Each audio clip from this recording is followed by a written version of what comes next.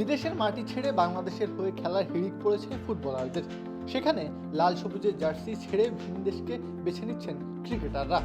ভাগ্যের অন্বেষণে প্রবাসী হওয়া দুই বাংলাদেশি ক্রিকেটার মোহাম্মদ ফয়সাল হোসেন এবং মোহাম্মদ মকবুল আহমেদ এখন জায়গা করে নিয়েছেন কাতার জাতীয় ক্রিকেট দলে। ক্লেমন ক্রিকেটের হাত ধরে চাঁদপুর একাডেমিতে লম্বা সময় পার করেছিলেন মকবুল। অন্যদিকে ফয়সালও ক্রিকেট খেলতেন দেশে থাকার সময় থেকেই। কাতারে গিয়ে যোগ দেন ঘরোয়া ক্রিকেটে টাইটেন্স ক্রিকেট ক্লাবের হয়ে।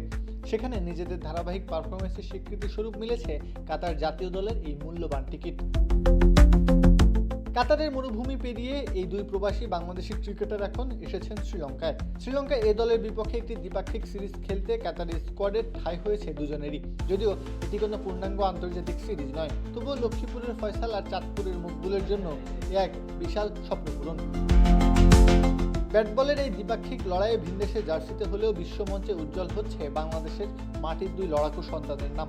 এভাবে ভালো করতে থাকলে একসময় হয়তো কাতারের জার্সি গায়ে আন্তর্জাতিক ক্রিকেটেও অভিষেক হতে পারে এই তরুণদের। প্রতিভা কোনো নির্দিষ্ট দেশের হয় না, বরং ফয়সাল মকবুলের এই গল্প প্রেরণা যোগায় হাজারো উঠতি ক্রিকেটারদের মনে। দেশের গণ্ডি পেরিয়ে ক্রিকেটকে আঁকড়ে ধরা এই দুই প্রবাসীর গল্প প্রতিভার কোনো সীমানা না থাকার এক জীবন্ত দলিল। প্রত্যহ কাব্য, খেলা ৭১।